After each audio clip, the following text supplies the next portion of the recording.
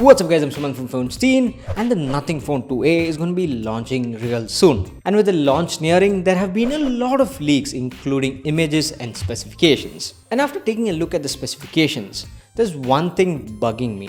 How is the Nothing Phone 2a going to stand out amongst a really tough competition? So let's find out.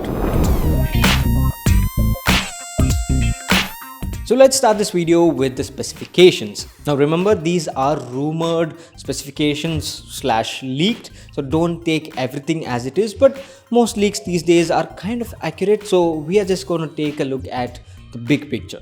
Now the Nothing Phone 2a is said to come with a Dimensity 7200. Of course, it will have 8 and 12 gig RAM variants. Now the display here is going to be a 6.7 inch 120Hz OLED display, but I'm pretty sure this is not going to be variable refresh rate. Now the front glass is going to be Gorilla Glass 5, 1600 nits of brightness. It will come with a dual 50 megapixel camera setup. One is a main and the other one is an ultra wide. It will come with a 32 megapixel front facing camera, a 5000 mAh battery, and it will run on Android 14. Now the specs look pretty good. I mean, they're not extraordinary, but definitely good. And based on the specifications, we can assume the price range. We can make a healthy decision. So based on the specification, this should be priced somewhere around 25,000 to 30,000 rupee mark. And this is where it gets interesting, because this is the price range where the competition is brutal. It is like all the smartphone companies want to be the dominant one. They want people to buy their smartphones. Companies like Xiaomi, Realme, Redmi, all these companies are fighting for dominance in this price range. And with Nothing coming in here as a newcomer, it definitely will take a lot for them to stand out. Let's just take a look at some of the tough competitors here. So we have the iQOO Neo 7 Pro, the iQOO Z7 Pro, the OnePlus Nord 3, we have the Redmi Note 13 Pro and the 13 Pro Plus, Poco F5, Realme 12 Pro Plus, the Motorola Edge 40, and there are more incoming this year. And as it is, all these smartphones are amazing smartphones with amazing specification, and each one of them excel at various things. And on the screen, you can see some of the processors all these smartphones are using, and I have to say, the competition, as I previously mentioned, is intense here. Now, it's not like Nothing is entering into a market where something is missing. No, there's a smartphone for every person's requirement. Now, for example, if you want a gaming smartphone, you have options like the iQOO Neo 7 Pro, the Nord 3, the Poco F5. Now, it's a similar story for many other things like the camera, battery life, and even if you want a stock Android smartphone, a near stock Android smartphone, you have the Motorola Edge 40. Now, this is an amazing smartphone, a really good processor, Dimensity 8020. It's a really good processor, and that coupled with stock Android experience, for anyone who wants stock Android, you are going to be getting a really fast and snappy smartphone. Now, with all these options available, how do you think people are going to go with the Nothing Phone 2a? And here's my take on it. Your take on it might differ.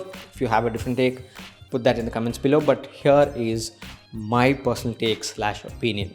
The main thing Nothing can't do is have a really expensive price. They definitely are not at the privilege of pricing this smartphone around say 30,000 or more. They definitely can't do that, because that will be a risky decision, because at that price point you have smartphones like the Poco F5, the iQOO Neo 7 Pro, and the OnePlus Nord 3. All these smartphones have great processors with great performance, and if these are the specs of the Nothing Phone 2a at 30,000 rupees, it definitely can't compete against those. So what is the ideal price range? And according to me, I would say anywhere between 25,999 to 26,999 will be the ideal pricing. But if they can do one thing, and that is price the Phone 2a at 24,999, that is 25,000 rupees, then this will definitely catch some attention. Because at this price point, this will be an amazing offering for anyone who's planning to buy a smartphone under this budget. But it's not going to be over if they just price it at 25,000 rupees, because there are smartphones like the Redmi Note 13 Pro at the same price point which also have really good cameras, really good performance, things like that. So what should they do? And I have three things. Apart from the pricing, first thing that they should nail is the camera. Now I know Nothing does a great job with the cameras. I really like the Nothing Phone 2's cameras, and I just want that to be the same case with the Nothing Phone 2a. Solid set of cameras are the first step to getting attention from people. And second one is battery life. Now based on leak specs, we know that the Nothing Phone 2a comes with a 5000 mAh battery, and as we know, the Nothing OS is a lighter skin. It's not too heavy, so I like that. And the Nothing phones have had pretty good battery life. Even though not the best, they've definitely had good battery life. But in this case, for this price point, it should be really good. I mean, like really good. Optimization should be on point. And finally, there should be no heating. Now the Dimensity 7200 is definitely good for casual gaming, and in some cases heavy gaming, but not for a long period of time. And even if people decide to do that, I don't want this smartphone to heat up. Once your smartphone starts heating on day one, it will spread like wildfire. So we don't want that to happen.